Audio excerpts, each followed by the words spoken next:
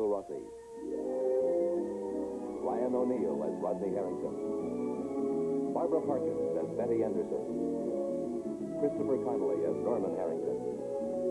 Patricia Morrow as Rita Harrington. James Douglas as Stephen Cord. Elizabeth Walker as Carolyn Russell. And also starring Barbara Rush as Marsha Russell.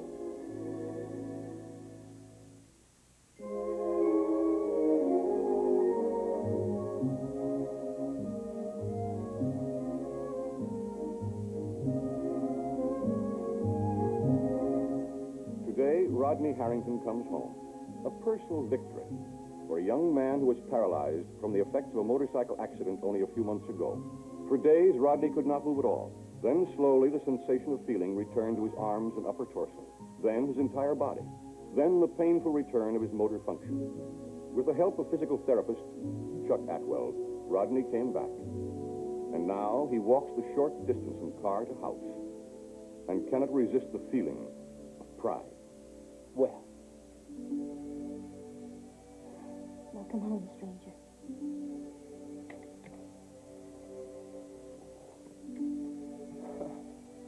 oh boy, I never thought I'd see this place again.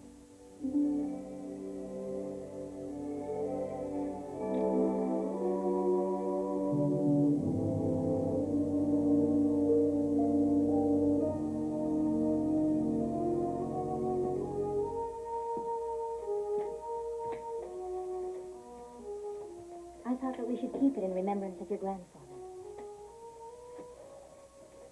Well? I like it. I know it takes up a lot of space, but No, it looks nice. I knew you'd like it. Well, I better get back to the bike shop. I'll see you later. Hey, have Rita stop by, all right?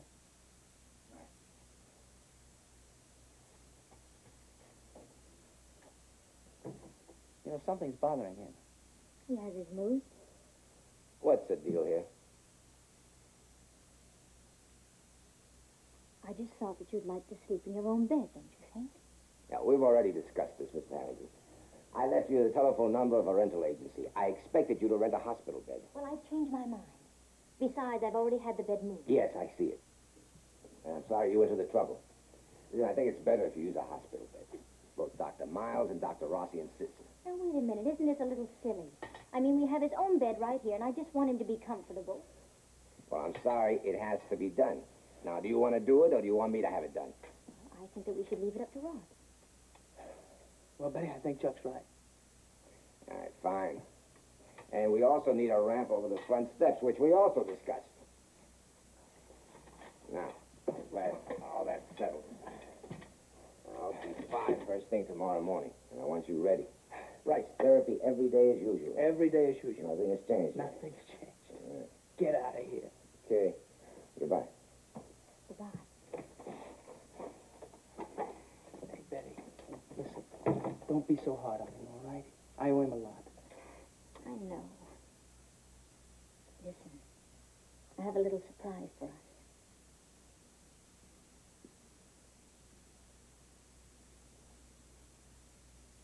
Hey, now, we should have done this while Norman and Chuck were still here. Oh, no, not this time.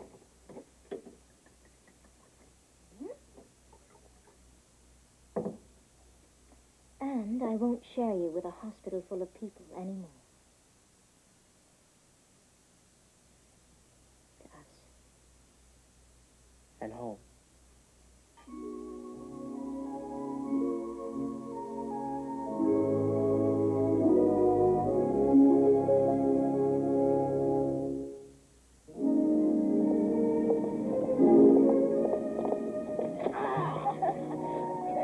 Oh, is that good? Oh, yes, very good. Very good. If I count the attack from the rear, which didn't cause too much pain. Oh, that's slow. Yes, it is. Yes, it is. That's slow. Yes, I did. How about a little more? How about a little more?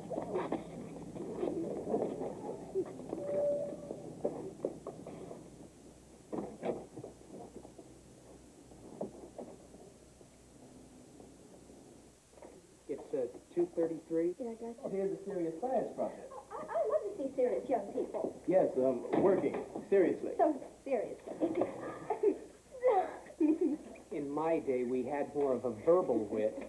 Yes, today the young people seem to be getting more and more physical, right? Are you doing anything right now? No, not really. Then why don't we go outside and stand on our heads? Good idea. Thank you. Hear the report. Hey, what are they doing today? Feeding the rats. Oh, we've cut the food quota again, huh? One of these days I'm going to bring in here a big fat hamburger. You know that if there were 2 girls on the teams, the rats would get starved. Oh, man. What's the matter with those guys? Can't they do a simple project without making such a big mess? Lou, I discovered your problem. Oh, you have? What's that? Yes. You're underfed. I'm what? You're underfed. No, listen to this. You see, I was just looking over Dennis's report here, and he said that prolonged underfeeding seems to make the rats nervous, restless, and uneasy in the presence of other rats. Oh, well, I thought I was in a good mood today. Yes, but you see, that was a snowball. You used up your hostility.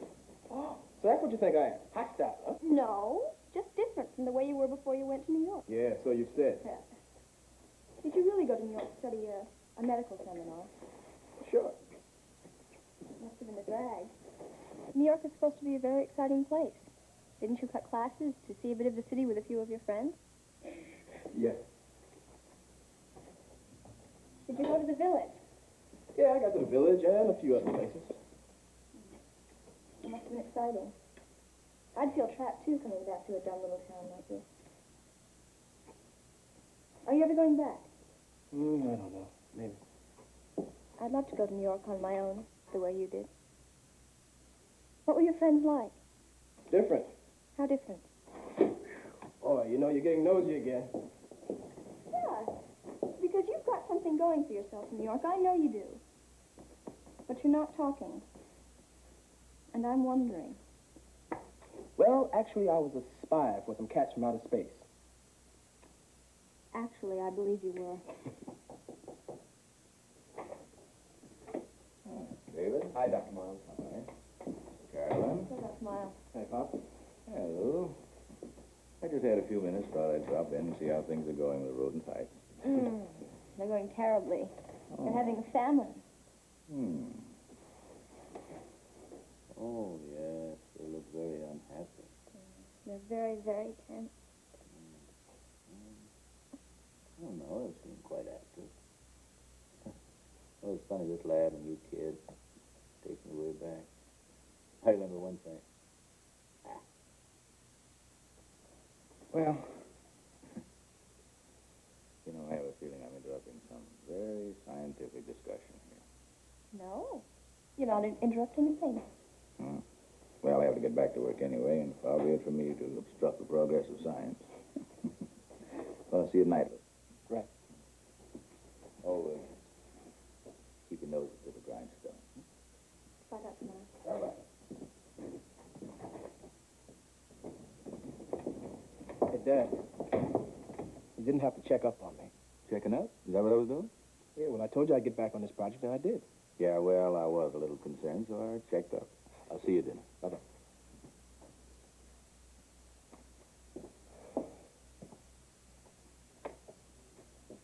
How are they doing? The rats? Of course, the rats. Who else? Your father looks very distinguished. Gray around the temples and all. Yeah, he's distinguished, all right. You and he don't talk together very often, do you? Yeah, we talk. Sometimes we talk too much and communicate too little. What do you talk about? Different things. New York, for instance? Yeah, maybe. I'd like to tell you a secret. Trying to talk to parents is really quite futile. The only thing they understand is either we do as they say or we don't. And if we don't, they say that we're acting very childish or immature. They have no faith in our solving our own problems in our own way. Do you agree or not? You could be right. But I hope you're not. Good day, madam. I'm from the telephone company. I have here a report that your telephone seems to be out of order. And the report was made by a certain Dr. Rosie? The phone works, sir. Oh, it does. Yes, you see, it's my fingers that seem to be the problem. I just can't seem to make them dial the number. Well, I should think this calls for a closer examination. Perhaps you're having some trouble making contact, is it? Oh, Mike. I wanted to call you, and I couldn't. I just couldn't. Everything you said about marriage seemed so helpful. I wanted to be helpful. I wanted to be helpful and more. I asked you to marry me. I was waiting for some kind of an answer, a sign. I wanted to know where I stood so I could tear up my little black book or whatever. Oh! It's my hand. Well, how did you do that? Well, I was ironing one of Carolyn's blouses, and it slipped. Honey, you have to have something put on that. Now, where's your first aid?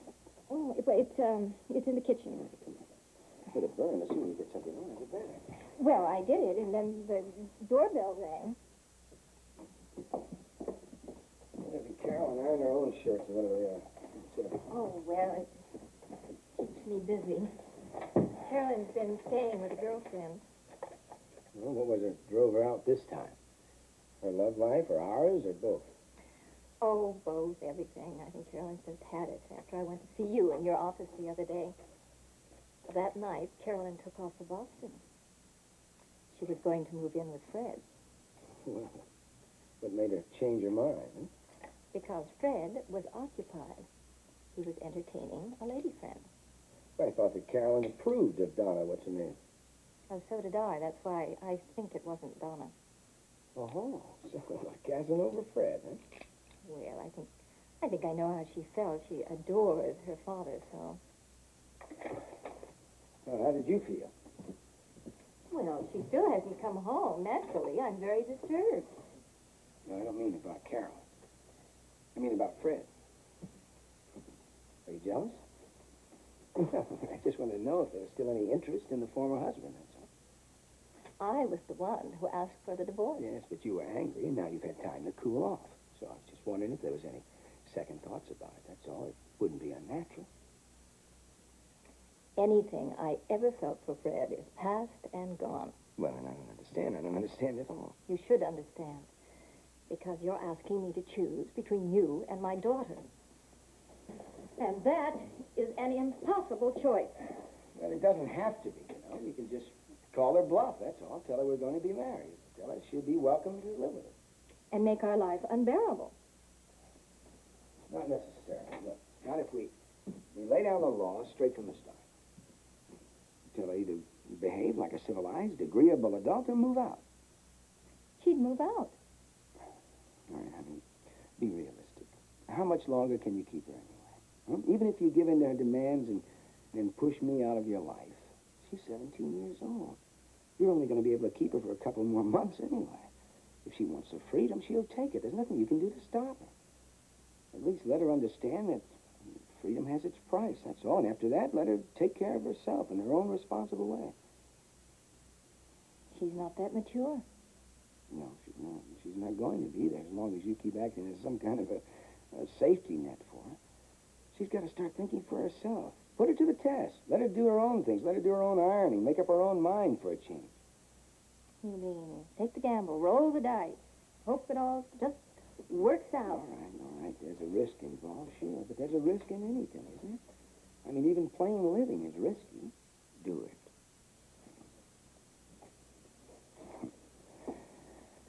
I love you so much, and I want to be with you. I want to take care of you. I can't stand seeing you torn apart like this by anyone. Come on now. Make this my problem, too. Marry me. You know we can have happiness together. You got it.